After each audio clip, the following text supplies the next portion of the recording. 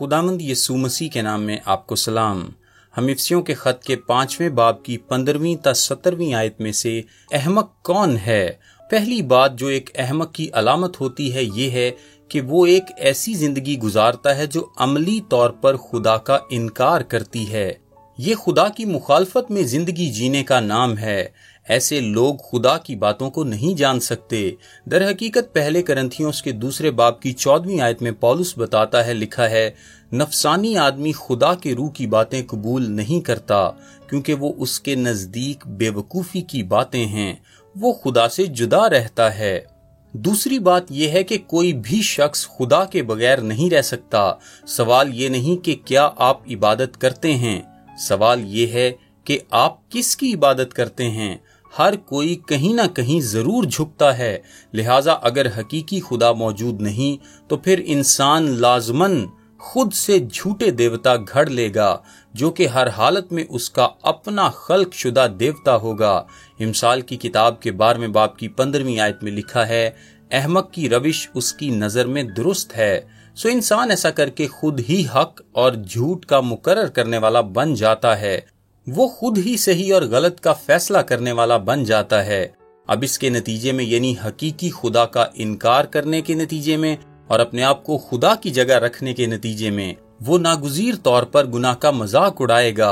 امثال کی کتاب کے 14ویں باب کی 9ویں آیت میں لکھا ہے، احمق گناہ کر کے ہنستے ہیں، وہ اپنے قوانین خود بناتا ہے اور وہ اپنے ہی رویے کو درست ثابت کرنا چاہتا ہے اور وہ اس بات کو یقینی بنانا چاہتا ہے کہ بالآخر وہ بالکل ٹھیک ہوگا، لہٰذا وہ گناہ کو اس کے نتائج سمیت نظر انداز کر دیتا ہے۔ سو ایک احمق شخص پھر عملی زندگی یوں گزارنا شروع کرتا ہے کہ گویا کوئی خدا نہیں، اور یوں وہ خود ہی کو اپنا خدا سمجھتا ہے اور اپنی زندگی کے لیے خود اپنا انداز تجویز کرتا ہے، اور پھر اس بات کا انکار کرتے ہوئے زندگی گزارتا ہے کہ یہ گناہ جیسی کوئی چیز نہیں ہوتی، کیونکہ وہ پچھتاوے کو برداشت نہیں کر سکتا۔ اب ایک احمق شخص لازماً ایک قدم اور آگے بڑھتا ہے کہ نہ صرف وہ اپنی زندگی میں خدا کا انکار کرتا ہے، خود سے اپنا ہی خدا بن جاتا ہے، اپنی زندگی میں گناہ کا تمسخر اڑاتا ہے، بلکہ وہ دوسرے لوگوں پر ایک حیران کن اثر ڈالتا ہے، کیونکہ جب وہ بات کرتا ہے تو وہ ہمیشہ اپنے ہی خیالات کے بارے میں بولتا ہے۔ امثال کی کتاب کے 15ویں باب کی 2 آیت میں لکھا ہے، داناؤں کی زبان علم کا درست بیان کرتی ہے پر احمقوں کا منہ حماقت اگلتا ہے۔ دنیا احمقوں کے خیالات سے بھری پڑی ہے، ایسے احمق جنہوں نے اپنے طرز زندگی میں خدا کا انکار کیا، جو کہ خود اپنے خدا بن بیٹھے اور جو گناہ کی حقیقت اور اس کے نتائج کا مذاق اڑاتے ہیں۔ پھر امثال کی کتاب کے 16ویں باب کی 22ویں آیت کے مطابق وہ دوسروں کو اسی حماقت کی تربیت دینے میں مشغول رہتا ہے۔ 22ویں آیت کے آخر میں ہے، لکھا ہے، احمقوں کی تربیت حماقت ہے۔ یہاں آپ کے سامنے ایک غیر نجات یافتہ شخص کی تصویر ہے جسے ایک احمق کے طور پر بیان کیا گیا ہے۔ وہ ایک احمق ہے کیونکہ وہ عملی طور پر خدا کا انکار کرتا ہے۔ وہ اس لیے ایک احمق ہے کیونکہ وہ اپنا خدا خود بن جاتا ہے، جو کہ گناہ عظیم ہے، اور وہ خدا کے حکم کو توڑتا ہے۔ وہ ایک احمق ہے کیونکہ وہ گناہ کا مذاق اڑاتا ہے۔ وہ ایک احمق ہے کیونکہ وہ اپنی رائے کی بنیاد پر زندگی گزارتا ہے، اور وہ ایک بڑے تناظر میں احمق ہے کیونکہ وہ اسی حماقت کے ساتھ جو کہ اس کی اپنی جان کو برباد کرتی ہے، باقی ماندہ معاشرے کو بھی آلودہ کر دیتا ہے۔ وہ حماقت اپنے ہی بچوں کے لیے میراث کے طور پر چھوڑتا ہے، وہ اسے اپنے دوستوں کے لیے میراث کے طور پر چھوڑتا ہے، وہ ان لوگوں کی جماعت کے لیے اسے میراث کے طور پر چھوڑتا ہے جنہیں وہ سکھاتا ہے، وہ اسے ان سب لوگوں کے لیے میراث میں چھوڑتا ہے جو کہ اس کی حماقت کے زیر سایہ ہیں۔ اب اس کا نچوڑ نکالتے ہوئے میں سمجھتا ہوں کہ امثال کے پہلے باب میں ایک زبردست بات موجود ہے، اور یہ بڑی سادگی کے ساتھ اس کا خلاصہ بیان کرتی ہے۔ 7ویں آیت میں لکھا ہے، خداوند کا خوف علم کا شروع ہے، لیکن احمق حکمت اور تربیت کی حقارت کرتے ہیں۔ سارا معاملہ یہی موجود ہے۔ غور کریں کہ امثال کی کتاب میں حکمت الہی معیار کے ساتھ زندگی گزارنے کا نام ہے، یہی ہے جو اس کا مطلب ہے، اور یہ الہی سچائی کو قبول کرنے کی طرف اشارہ کرتی ہے۔ حکمت یہ رہنمائی کرتی ہے کہ آپ الہی سچائی کو قبول کریں اور اس کے مطابق زندگی گزاریں۔ یہ الہی معیار کے مطابق جینے کا نام ہے، لیکن احمق اس سے نفرت کرتا ہے، وہ اسے رد کرتا ہے اور وہ اسے حقیر جانتا ہے۔ آپ کہتے ہیں تو پھر ایک احمق کے ساتھ کیا ہوتا ہے؟ سلیمان نے امثال کے 10ویں باب کی 21ویں آیت میں یہ بات کہی، احمق بے عقلی سے مرتے ہیں۔ آپ کہتے ہوں گے کہ پھر اس کے بارے میں کیا کیا جا سکتا ہے؟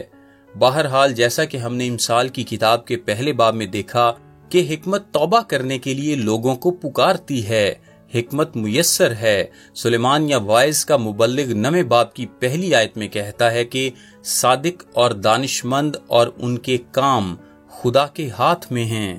تمام نسلوں اور ہر نسل تک خدا اپنا ہاتھ بڑھاتا ہے اور آدمیوں کو احمقوں کی بادشاہی سے نکال کر عقل مندوں کی بادشاہی میں داخل کرنے کی پیشکش کرتا ہے۔ نجات وہ واحد چیز ہے جو اس حالت کو بدل سکتی ہے۔ پولس رسول تیموتھیوس کو دوسرے تیموتھیوس کے 3 باب کی 15ویں آیت میں اس کی میراث کی یاد دلا رہا تھا۔ جو بات اس نے کہی یہ تھی، لکھا ہے، اور تو بچپن سے ان پاک نوشتوں سے واقف ہے۔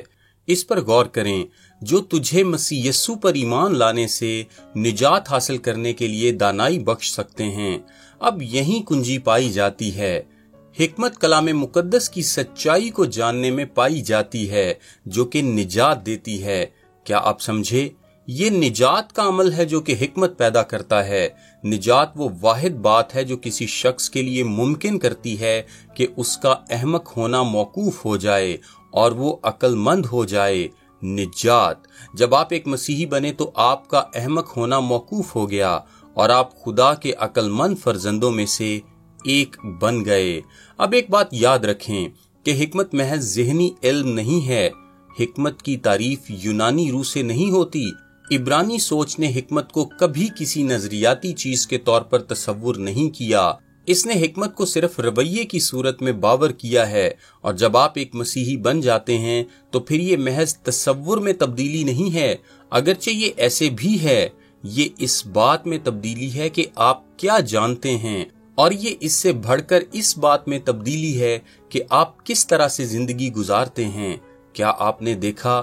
آپ خدا کو نہیں جانتے تھے، آپ خدا کا انکار کرتے تھے، آپ اپنے آپ کو خدا کی جگہ اوپر لاتے تھے، آپ گناہ کا مذاق اڑاتے تھے، آپ اپنی ہی رائے کو مسلط کرتے تھے اور آپ نے معاشرے کو بگاڑ کر رکھ دیا تھا۔ آپ مسیحی بنتے ہیں تو فوراً ہی آپ خدا کو جان جاتے ہیں۔ آپ اپنے آپ کو تخت سے نیچے اتارتے ہیں اور صرف اسی کی عبادت کرتے ہیں۔ آپ گناہ کا اقرار کرتے ہیں، آپ اس کا مذاق نہیں اڑاتے۔ جب آپ بات کرتے ہیں تو آپ خدا کے بڑے بڑے کام بیان کرتے ہیں، جیسا کہ پطرس نے کہا، اور جب آپ دوسروں کی تربیت کرتے ہیں تو پھر یہ الہی سچائی ہے جو کہ آپ بیان کرتے ہیں۔ بہت بڑا فرق ہے۔ آپ ایک عقل مند زندگی گزارتے ہیں، اور وہ ساری بات جو پولس رسول یہاں کہہ رہا ہے وہ یہ ہے کہ دیکھیں، اگر آپ احمق ہوا کرتے تھے لیکن آپ مسیح میں عقل مند بنا دیے گئے ہیں تو پھر مسیح کی خاطر داناؤں کی مانند چلیں۔ کیا آپ سمجھے؟ یہ ایک ہی پیغام ہے جو ہم سارے افسیوں میں دیکھ رہے ہیں۔ اگر آپ ایسے ہیں تو پھر اسی طرح سے آپ کو زندگی گزارنا ہوگی۔ وہ سارا وقت یہی کہتا آ رہا ہے۔ جب آپ ایک مسیحی بن گئے تو پھر آپ حماقت سے باہر نکل کر حکمت میں داخل ہو گئے۔ یہ لائق چال چلن کا ایک اور حصہ ہے۔ لیکن آپ ذرا غور کریں کہ ہم بطور مسیحی حلیم بن سکتے ہیں، ہم اتفاق میں چل سکتے ہیں، ہم ایک مختلف طرح سے چل سکتے ہیں، ہم محبت میں چل سکتے ہیں، ہم نور میں چل سکتے ہیں، اور ہم حکمت میں چل سکتے ہیں۔ اور ساری بات جو پولس یہاں کہنا چاہ رہا ہے، آپ یہ سب ہیں تو پھر آپ اسے عملی طور پر جئیں بھی۔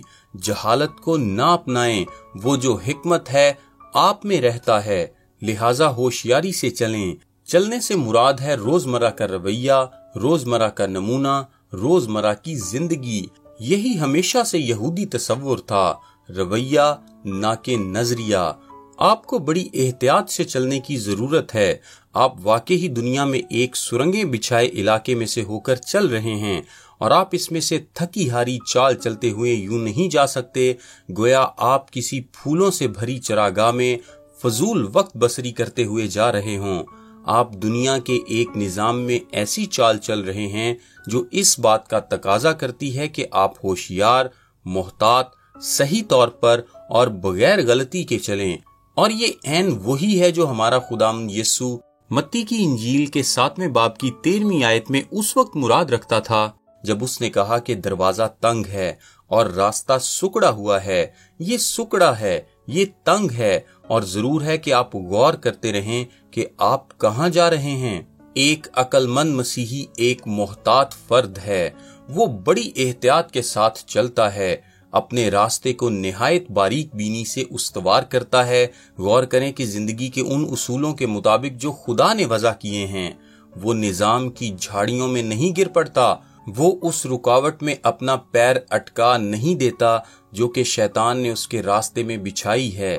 बड़ी ही एहतियात करो कि किस तरह चलते हो। आपके पास हिकमत है, आप जिंदा हैं, आप जी उठे हैं, आप नूर में रह रहे हैं, आपके अंदर खुदा की हिकमत सुकूनत करती है। अब उसके मुताबिक जिंदगी गुजारें। इसी तरह पौलुस फिलिपियों के खत के पहले बाब की 27वीं आयत में कहता है कि लिखा है, तुम्हारा चाल चलन मसीह की खुशखबरी के मुआफिक रहे। आपका चाल चलन आपकी हैसियत के साथ मिलता हो। आपको अपनी हैसियत में इजाफा करने के काबिल होना चाहिए। जैसा कि पतरस कहता है कि तुम नेकी बढ़ाओ और नेकी पर हिकमत बढ़ाओ, हिकमत में चलें। अजीजों, हम इतने समझदार और इतने जवाबदेह हैं कि अहमकों की तरह ना चलें। लेकिन जब कोई मसीही गुनाह करता है, जब कोई मसीही दुनिया के इस कूड़े करकट में गिर जाता है जिसके बारे में पौलुस रसूल ने इफिसियों के पिछले 2 या 3 हिस्सों में बात की है, तो फिर वो अहमक की तरह चलता है। देखा आपने, वो बिला वजह ही अहमक है। इस बात के लिए कोई गुंजाइश नहीं है। पहला तरीका जिससे एक शख्स अहमक बनता है इस सूरत में है कि ईमान ना लाए, इस मुकद्दस किताब का यकीन ना करे, खुदा के कलाम पर भरोसा ना रखे, तो वो एक नादान शख्स है। आप अहमक की तरह चल रहे हैं। आप ईमान ना लाने की वजह से अहमकाना तौर पर चल सकते हैं। आप बेएतकादी की वजह से अहमक बन सकते हैं। दूसरी बात ये कि आप नाफरमानी के जरिए अहमकाना चाल चल सकते हैं। गलतियों के खत के 3 बाब में पौलुस गलतियों को पहली आयत में कहता है, ए नादान गलतियों, किसने तुम पर अफसूं कर लिया कि तुम हक की ताबेदारी ना करो? किसने तुम्हें अबतर कर दिया है? तुमने इस कदर अच्छे अंदाज से आगाज लिया था और फिर तुम कामों के जरिए निजात के मसले में उलझ गए हो। क्या आप समझे? सो आप बेएतकादी और नाफरमानी के जरिए अहमक के तौर पर चलते हैं। फिर आप गलत बातों की ख्वाहिश करने से अहमक बनते हैं।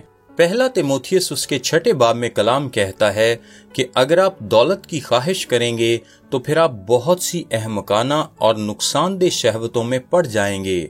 आप बुरी बातों की ख्वाहिश करते हैं तो आप अहमक के तौर पर चलते हैं। यकूब के खत के 3 बाब की 13वीं ता 17वीं आयत में वो कहता है कि आप गलत काम करने के जरिए अहमक के तौर पर चल सकते हैं। लिहाजा ये बेएतकादी, नाफरमानी, ख्वाहिश और गलत काम करने का मामला है। 13वीं आयत में वो कहता है, लिखा है, तुम में दाना और फहीम कौन है? जो ऐसा हो वो अपने कामों को नेक चाल चलन के वसीले से उस हिल्म के साथ जाहिर करे जो हिकमत से पैदा होता है। एक अहमक शख्स ईमान नहीं रखता, नाफरमानी करता है, बुरी बात की ख्वाहिश करता है और बुरे काम करता है। आप जानते ही हैं कि ये एक अफसोसनाक बात है कि आप बहुत से मसीहियों को ऐसा ही पाते हैं। ये हैरतनाक बात है। ऐसे मसीही लोग भी हैं जो खुदा के कलाम पर यकीन नहीं करते। वो इस किताब मुकद्दस पर यकीन नहीं रखते। वो कहते तो हैं कि वो ऐसा करते हैं। वो गालिबन लकीर के फकीर हैं, लेकिन इसका उनकी जिंदगी में कोई अमली इतलाक नहीं होता। वो खुदा के कलाम के लिए खुदा पर ईमान नहीं रखते। ऐसे मसीही हैं जो नाफरमानी करते हैं, बल्कि सारे ही मसीही कभी कभार नाफरमानी के मुर्तकिब होते हैं। ऐसे मसीही हैं जो दुनिया की चीजों की ख्वाहिश रखते हैं। ऐसे मसीही हैं जिनकी जिंदगी के काम हिकमत को जाहिर नहीं करते, और पौलुस कह रहा है कि इसका कोई जवाब मौजूद नहीं। मसीहियों को अंधे, जाहिल, احمق لوگوں کی طرح جینے کی کیا ضرورت ہے جبکہ ہمارے پاس حکمت موجود ہے۔ یسوع مسیح نے یہ بات کہہ دی تھی۔ ہمارے خداوند نے یوحنا کی انجیل کے 7ویں باب کی 17ویں آیت میں کہا، اگر کوئی اس کی مرضی پر چلنا چاہے تو وہ اس تعلیم کی بابت جان جائے گا۔ اگر آپ واقعی خدا کی مرضی کو پورا کرنا چاہتے ہیں تو آپ کو کبھی بھی شک میں نہیں پڑنا۔ اگر آپ واقعی خدا کی مرضی کو جاننا چاہتے ہیں تو آپ کبھی بھی شک میں نہیں پڑیں گے۔ مجھے یہ بہت پسند ہے کہ پولس اسے کس طرح رومیوں کے خط کے آخر میں 16ویں باب کی 19ویں آیت میں بیان کرتا ہے۔ وہ کہتا ہے، میں یہ چاہتا ہوں کہ تم نیکی کے اعتبار سے دانا بن جاؤ اور بدی کے اعتبار سے بھولے بنے رہو۔ اگر آپ نے بھولے بننا ہی ہے تو بدی کے اعتبار سے بھولے بنیں۔ کیا آپ ایسا کریں گے؟ پولس ہمیں حکمت میں چلنے کے لیے بلاوا دے رہا ہے۔ دیکھیں کہ ایک مسیحی جانتا ہے کہ کون سی بات خدا کو خوش کرتی ہے، شیطان کے پھندوں سے خبردار رہتا ہے، ابلیس کا مقابلہ کرتا ہے، آزمائش کو شکست دیتا ہے، رویے کے تعلق سے محتاط ہوتا ہے، اور اس طرح وہ ایک احمق کی مانند نہیں چلتا بلکہ عقل مند کی مانند۔ یہ ہے خدا کے اصولوں کے مطابق زندگی گزارنا۔ میرا نام تابش قاضی ہے اور یہ پیغام آپ کو ڈیلی ورسز کی جانب سے پیش کیا گیا ہے۔ ہم سوموار سے جمعہ یعنی ہفتے میں 5 دن انگلش، اردو اور آڈیو میں ایسے پیغامات واٹس ایپ سروس کے ذریعے بھیجتے ہیں۔ اگر آپ اپنے نمبر پر یہ سروس حاصل کرنا چاہتے ہیں تو ابھی اپنا نام اور شہر کا نام لکھ کر 0333 80 20 972 973 یا پھر 974 پر واٹس ایپ میسج کریں۔ خدا آپ کو برکت دے۔ آمین۔